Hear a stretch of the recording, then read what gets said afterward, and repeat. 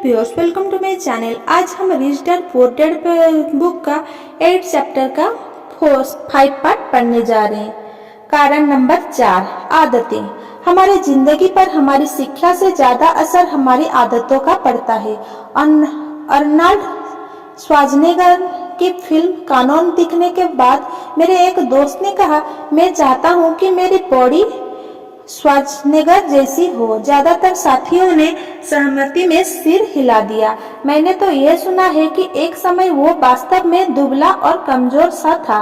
दूसरे मित्र ने जोड़ा, हाँ मैंने भी यह सुना है। एक और दोस्त ने कहा, मैंने सुना है कि वो हर रोज जिम जाता है और उसने वहाँ कसरत करने की आदत डाल ली है। हाँ मुझे भी लगता है कि वो ऐसा करता होगा। समूह के संकालू आदमी ने कहा, मुझे तो लगता है कि वो इसी तरह पैदा हुआ होगा। इसके अलावा हम अर्नल्ड की बातें कर ही क्यों रहे हैं? चलो बियर पिए। ये एक उदाहरण है कि किस तरह से आदतें व्यवहार को नियंत्रित करती है। मुझे याद है कि मैंने एक बार अपने अमीर डैडी से अमीर लोगों की आदतों के बारे में पूछा था। सीधे जवाब देने के बजाय वे चाहते थे कि मैं इसे उदाहरण से सीखूं। अमीर डैडी ने पूछा, अपने बिल कब चुकाते हो? मैंने कहा, हाँ महीने की पहली तारीख को। क्या उनके पास कुछ बाकी बचता है? उन्होंने पूछा, बहुत थोड़ा। मैंने कहा, यही वो खास कारण है जिसके कारण उन्हें संघर्ष करना पड़ता है। अमीर डैडी ने कहा, उनकी आदतें बुरी है। तुम्हारी डैडी सबको पहले पैसे देते हैं, वे खुद को सबसे आखिर में पैसे देते हैं और ऐसा भी तभी करते हैं जब उनके पास कुछ बचा होता है। सामान्य तौर पर उनके पास कुछ नहीं बचता। मैंने कहा, परंतु उन्हें अपने बिल का भुगतान तो करना ही होता है, नहीं क्या? आप यह तो नहीं कहना चाहते कि उन्हें अपने बिल का भुगतान नहीं करना चाहिए? बिल्कुल नहीं, अमीर डैडी ने कहा। मैं समय पर अपने बिल चुकाने में पूरी तरह विश्वास करता हूँ। मैं केवल खुद को सबसे पहले पैसा देता हूँ, सरकार को पैसे देने से पहले। परंतु तब क्या होगा जब आपके पास पर्याप्त पैसा नहीं हो?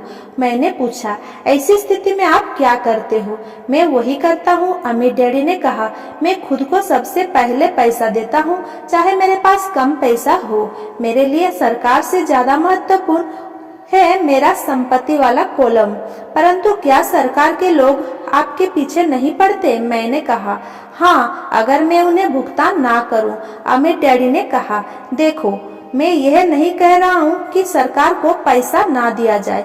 मैं केवल यह कह रहा हूँ कि खुद को सबसे पहले भुगतान दिया जाए, चाहे मेरे पास पैसा कम ही हो।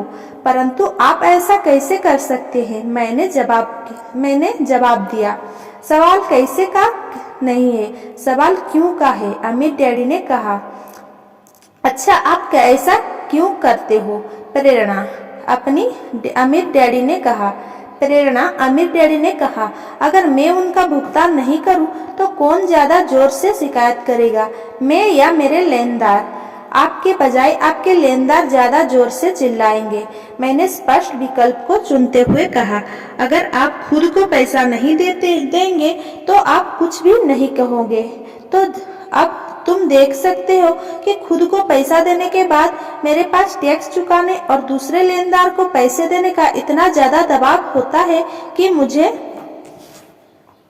आमदनी की दूसरे रास्ते खोजने ही पड़ते हैं। पैसे चुकाने का दबाव मेरे प्रेरणा बन जाता है।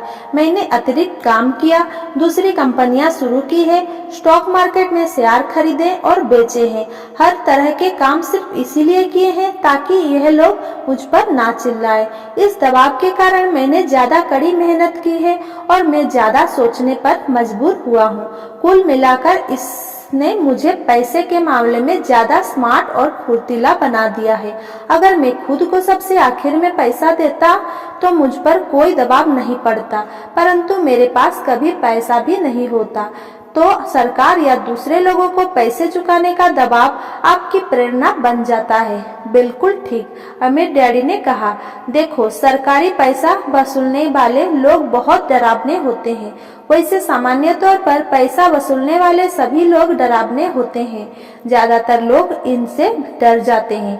वे इन लोगों को पैसा दे देते हैं और खुद को कभी पैसा नहीं देते। तुमने उस 96 पाउंड के कमजोर आदमी की कहानी तो सुनी होगी, जिसके चेहरे पर लोग बालू उछालते हैं। मैंने सिर हिलाया।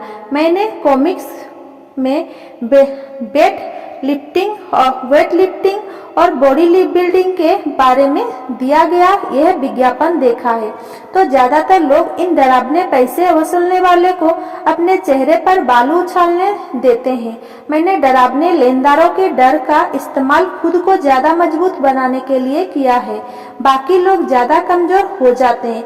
खुद को यह सोचने के लिए मजबूर करना है कि अतिरिक्त धन कहां से आएगा, जिम जाने की तरह है और वहां वजन उठाने की तरह है। मैं अपने दिमाग की मांसपेशियों से जितना काम कराता हूं, मैं उतना ही ज्यादा मजबूत होता जाता हूं। अब मैं इन डरावने लेनदार से जरा भी नहीं डरता हूं। मुझे अमीर डैडी की बातें पसंद आ रही थी, तो अगर मैं पहले खुद को पैसे देता हूं, तो मैं आर्थिक और मानसिक दृष्टि से ज्यादा मजबूत हो सकता हूं। अमीर डैडी ने सहमति से सिर हिलाया। और अगर मैं खुद को सबसे आखिर में पैसे देता हूँ या बिल्कुल भी पैसे नहीं देता हूँ, तो मैं कमजोर हो जाता हूँ। इसीलिए बॉस, मैनेजर, टैक्स वसूलने वाले, बिल वसूलने वाले और मकान मालिक जैसे लोग मुझे जिंदगी भर इधर उधर ठोकर मारते रहेंगे, सिर्फ इसीलिए क्योंकि पैसे के बारे में मेरी आदतें अच्छी नहीं है। अमीर डैडी ने सिर हिलाया। 96 पाउंड के कमजोर आदमी की तरह। कारण नंबर 5, जिद अहंकार और अज्ञान का मिला जुला रूप है। जो मैं जानता हूँ उससे पैसा आता है, जो मैं नहीं जानता उसके कारण मैं पैसा खोता हूँ। हर बार जब मैंने जिद की है, मैंने पैसा गवाया है। वो इसीलिए क्योंकि जब मैं जिद करता हूँ तो मैं दरअसल ये भरोसा करता हूँ कि जो मैं नहीं जानता वो महत्वपूर्ण नहीं है। अमीर डैडी मुझे अक्सर बताया करते थे। मैंने पाया है कि कई लोग जिद का प्रयोग अपना अज्ञान छुपाने के लिए भी करते हैं। जब मैं फाइनेंशियल स्टेटमेंट्स पर अकाउंटेंट्स या निवेशकों से चर्चा करता हूँ, तो ऐसा अक्सर होता है। वे चर्चा में अपनी जिद के आधार पर जीतना चाहते हैं। मैं समझ जाता हूँ कि जिस मुद्दे पर बात हो रही है उसके बारे में उन्हें पर्याप्त ज्ञान नहीं है। वे झूठ नहीं बोल रहे होते हैं, परंतु वे सच भी नहीं बोल रहे होते हैं। धन, फाइनेंस और निवेश की दुनिया में ऐसे कई लोग हैं जिन्हें ये पता ही नहीं होता कि वे किस बारे में बात कर रहे हैं। पैसे के उद्योग में ज्यादातर लोग सेकेंड हैंड कार के सेल्समैन की तरह व्यवहार करते हैं। जब आप जानते हो कि आप किसी विषय में अज्ञानी हैं, तो उस क्षेत्र में किसी विशेषज्ञ को ढूंढकर या उस विषय पर कई अच्छी पुस्तक पढ़कर अपना ज्ञान बढ़ाना